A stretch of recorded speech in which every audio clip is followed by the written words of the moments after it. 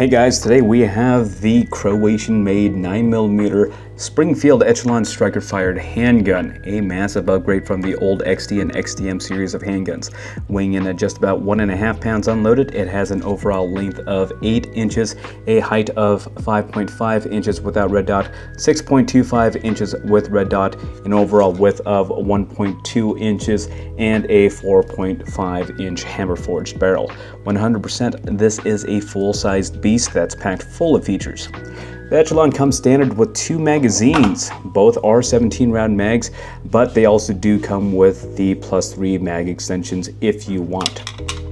From the factory, it is ambidextrous in operation, including the slide lock and also the magazine releases that are on both sides. It features an FCU type design, kind of like the Sig Sauer P320s, but they call it the Central Operating Group for some odd reason. 3 backstrap sizes, a shark skin-like grip texture, if you can see right here, an oversized trigger guard that already comes undercut from the factory, a crispy 4-pound flat-face trigger with a fairly short reset, if you can see right there.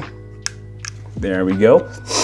Large deep front and rear slide serrations for easy manipulation, a U-notched rear sight with tritium front sights right here, boom, boom, and the craziest optic mounting system of any handgun in its class. Heck, it even comes with a nice little soft case for transport and storage as well. Springfield definitely came in hard and fast with this one, sometime in mid-2023, shortly after they unveiled the Springfield Prodigy, and I'm all for this change. Let's start with the optics mounting system. Like I said before, the optics system is pretty darn crazy. This system not only allows for a lower profile direct mount like this one that you actually see here, but it also allows you to coat witness just about any standard factory sights if you want to. As you can see there, you can still see pretty much past any optic systems that's available on the market currently right now. In terms of footprint, it's pretty much like me. It'll eat anything you give it for the most part. The variable interface system allows for the fitment of 30 plus different optics, including all of your favorite Trijicons, Sig Sauers, Leopolds, Leopold Delta Points, Holosuns, Vortex, EOTech, yada yada yada. Point is, you can take a crap ton of different optics. This one I chose for this firearm is going to be the Holosun 508T, which perfectly matches with the aesthetic and functions phenomenally with this system. The Central Operating Group, like the Sig Sauer FCU, allows for a full-on customization of the pistol while still maintaining the same serial number. It'll allow you to essentially change the full size down to a compact or even in between. The only issue currently is that it's still a fairly new system, so aftermarket parts are not going to be as available. Being new means there's no support yet. Good news though, there are a lot of companies out there, kind of like Icarus Precision, that have announced designs for the system, and hopefully we have them released soon. The trigger is probably one of the best triggers in its class in terms of stock price point. It resembles the function, feel, and looks of the Walthers, the Canucks, and in my opinion, it kind of operates a little bit better than those two systems. Because the trigger breaks at about 4 pounds, if you can see here, boom, it becomes very user-friendly for new and old shooters alike. It eliminates a lot of that anticipation from jerking the trigger at that wall, kind of like you see there a little bit. A lot of people will have that problem with a lot of the Gen 3s and Gen 4s in terms of the Glocks. Not with this guy right here, okay?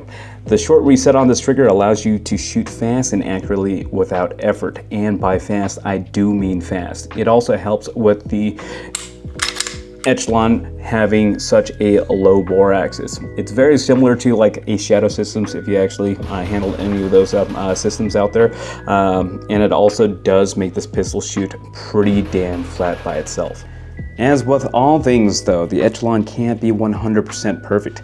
There is currently one major flaw with this pistol, and it's the magazine. More specifically, the magazine when it has the +3 extension on there. It has a tendency to pop out of place and play 52 pickup with all your ammo when you drop these things. Although not super detrimental, it becomes a huge problem when you are performing speed reloads, clearance drills, or even potentially during periods when you open carry. I'm not sure if the issue has been resolved with the newer models yet, but it leaves a bad taste in my mouth. Maintenance-wise, it's still just as simple as any other Glock or SIG out there. Ensure that the firearm is completely clear, visually and physically, okay? Make sure the magazine is out of place. Once you actually have everything locked down, you will have that takedown lever right there. Pop it down real quick, drop that slide lock, and you'll have your slide nice and separated. From there, just remove the recoil spring and also the barrel, and you're good to go.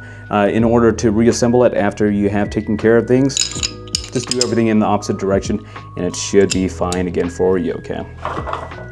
Other than that, it's pretty darn simple in general. But overall, after about 2,000 rounds, I am extremely pleased with the Echelon.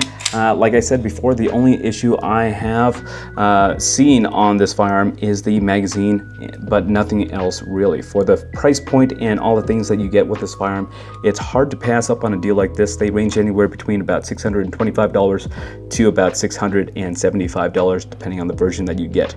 Springfield even has a version out with the threaded barrel model now, if you are interested in suppressors. It's one hell of a gun at a steal. Please do me a favor though, hit that subscribe button if you haven't done so already. And as always, thanks for stopping by.